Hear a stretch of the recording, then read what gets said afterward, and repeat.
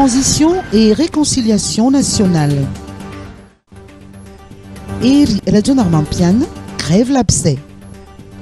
En conférence débat avec des jeunes du parti HVM sur son propre programme de développement Fisanjatan, l'ancien président et Radio Normand-Piane a développé plusieurs sujets à caution, dont la mise en place d'une transition à Madagascar. Il a admis que le sujet fait débat ces derniers temps à cause du contexte politique, social et économique actuel.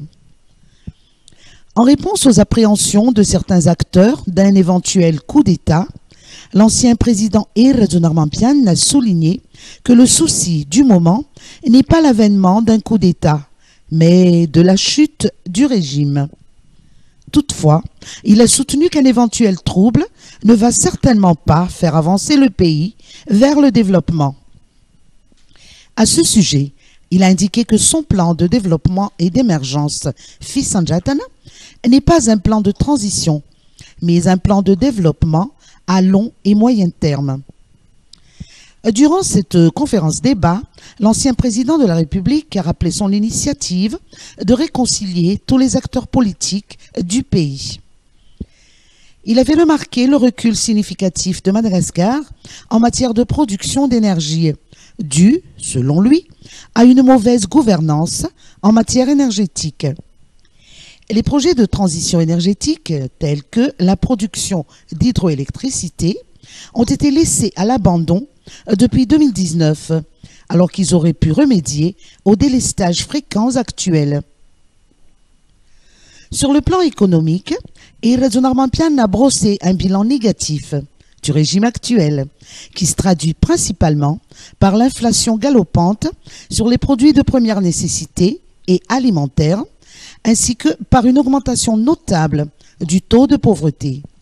Il exhorte le régime à assumer ses responsabilités et à ne pas se contenter de jeter la faute à la guerre en Ukraine ou encore à la crise sanitaire liée au Covid-19. Covid-19. 13 nouveaux cas en une semaine.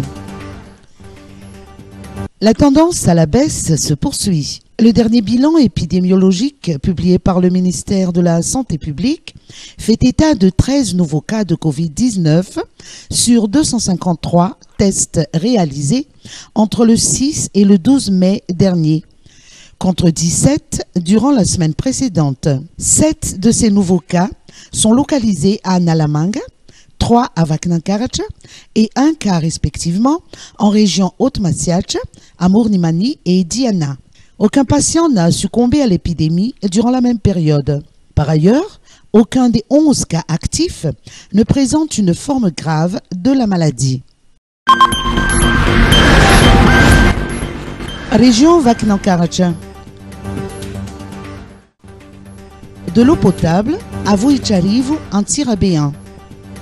Les quelques 800 villageois de Vuitcharivu, district d'Antirabé 1, en région Vaknankaratch, ont désormais accès à l'eau potable. Auparavant, à défaut de sources fiables, ils devaient parcourir de longs trajets sur des sentiers périlleux pour puiser de l'eau, tant pour la cuisson que pour leurs besoins quotidiens, à des points d'eau insalubres, ce qui favorisait la prolifération des maladies d'origine hydrique et accentuait le taux de mortalité, notamment infantile. L'ONG Madagascar Development Fund a obtenu un financement de ses partenaires britanniques John Parrott et DS Madagascar pour l'installation d'un dispositif d'adduction d'eau potable comprenant un réservoir de 20 mètres cubes et 6 bornes fontaines alimentées par plus de 3000 mètres de tuyaux. Ces nouveaux dispositifs ont été inaugurés le 9 mai dernier par les autorités locales, conduites par le député élu d'Antirabé 1 et le directeur régional de l'eau, de l'hygiène et de l'assainissement de Vaknankaratch, en présence de la directrice générale de MDF. Saison cyclonique. Fabien le 10e système. La saison cyclonique 2022-2023 n'a pas dit son dernier mot. Alors qu'elle se termine dans l'océan Indien, un nouveau système baptisé Fabien par le Centre météorologique régional spécialisé de La Réunion se forme actuellement dans l'est du bassin de l'océan Indien.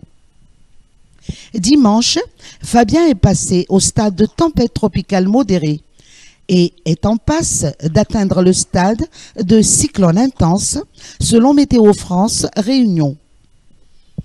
Même si les prévisions de trajectoire à longue échéance suggèrent un système à l'écart des terres habitées, son intensité croissante pourrait faire de Fabien un système insolite en ce mois de mai, d'après les prévisionnistes. Quoi qu'il en soit, la naissance d'une tempête ou d'un cyclone en mai n'est pas vraiment surprenant, toujours d'après les techniciens de météo, étant donné qu'en cette intersaison, les conditions peuvent parfois favoriser un cyclogénèse.